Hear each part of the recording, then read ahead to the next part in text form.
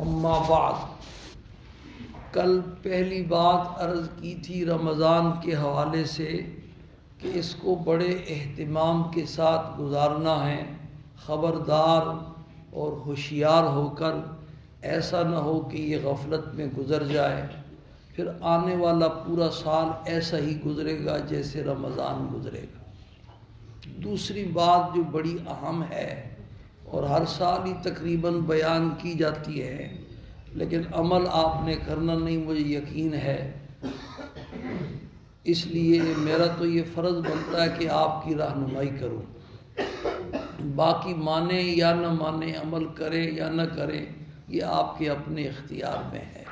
مسئلہ یہ ہے کہ رمضان کے روزے تو فرض ہیں، اور رمضان کی راتوں کو تراویح کی نماز پڑھنا یہ سنت مؤکدہ ہے۔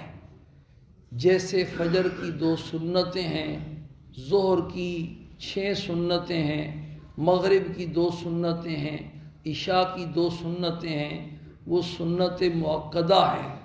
اور ان تمام سنتوں میں جو فجر کی سنتیں ہیں یہ بڑی تاکید والی ہیں، اور فقہا نے لکھا ہے کہ تراویح کی جو نماز ہے اس کی سنت مؤکدہ ہونا بھی فجر کی نماز کی سنتوں کی طرف بڑی تاکید والی۔ ایک حدیث میں ہے، آپ نے ارشاد فرمایا، اگرچہ تمہیں گھوڑے روند کیوں نہ ڈالے ہیں، جہاد کا موقع ہو، پھر بھی تم نے فجر کی سنتیں نہیں چھوڑی۔ باقی تراویح کی جو رکعتیں ہیں وہ پوری 20 رکعت سنت مؤکدہ ہیں۔ خود سرکار دو عالم صلی اللہ علیہ وسلم سے ثابت ہے، آپ نے 2 دن یا 3 دن جماعت کے ساتھ تراویح کی نماز پڑھائی اور 20 رکعتیں پڑھائیں، لیکن پھر اس خطرے سے کہ امت پر کہیں یہ نماز فرض نہ ہو جائے، پھر انفرادی تو پڑھتے تھے لیکن جماعت نہیں کرائی۔ حضرت صدیق اکبر رضی اللہ تعالیٰ عنہ کا زمانہ فتنوں کا زمانہ تھا، ان کو 2 سال ملے، وہ اس طرف توجہ نہ کر سکے۔ حضرت عمر فاروق رضی اللہ تعالیٰ عنہ نے دیکھا کہ مسجد میں مختلف ٹولیوں میں کونے کونوں میں لوگ جماعت کے ساتھ اپنی چھوٹی چھوٹی جماعتیں کرا رہے ہیں، تو انہوں نے ابی بن کعب رضی اللہ تعالیٰ عنہ کے اوپر سارے لوگوں کو جمع کر دیا کہ وہ نماز پڑھائیں گے۔ وہ 20 رکعت اور 3 وتر پڑھایا کرتے تھے۔ یہ احادیث کی کتابوں میں تصریح ہے، اور قرآن و حدیث کی شرح کرنے والے جو امام ہیں، امام ابو حنیفہ، امام شافعی، امام احمد، امام مالک، یہ چاروں اس پر متفق ہیں کہ 20 سے کم تراویح کی تعداد نہیں، بلکہ امام مالک رحمہ اللہ تو 40 کے قائل ہیں۔ باقی اس چکر میں مت پڑیں کہ حدیث ضعیف ہے یا کون سی حدیث میں ہے، بھائی یہ علماء کا کام ہے، یہ مجتہدین کا کام ہے۔ موچی کے پاس آپ کپڑے سلوانے نہیں جاتے، اور درزی کے پاس جوتیاں سلوانے نہیں جاتے، ڈاکٹر کے پاس جوتی لے کر کے نہیں جاتے، اور دوائی لینے کے لیے جو ہے نا مولوی کے پاس نہیں آتے۔ دوائی کے لیے مولوی ہے تو دوائی کے لیے ڈاکٹر ہے، تو مسئلہ بتانے کے لیے جو ہے وہ مولوی ہے۔ ڈاکٹر کیپٹن نہیں بن سکتا، جہاز کا کپتان نہیں بن سکتا کہ جہاز اڑائے، انجینئر نہیں بن سکتا، اس کے لیے تو پائلٹ ہونا ضروری ہے۔ تو ہر فن کے ماہر ہیں، لکل فن رجال۔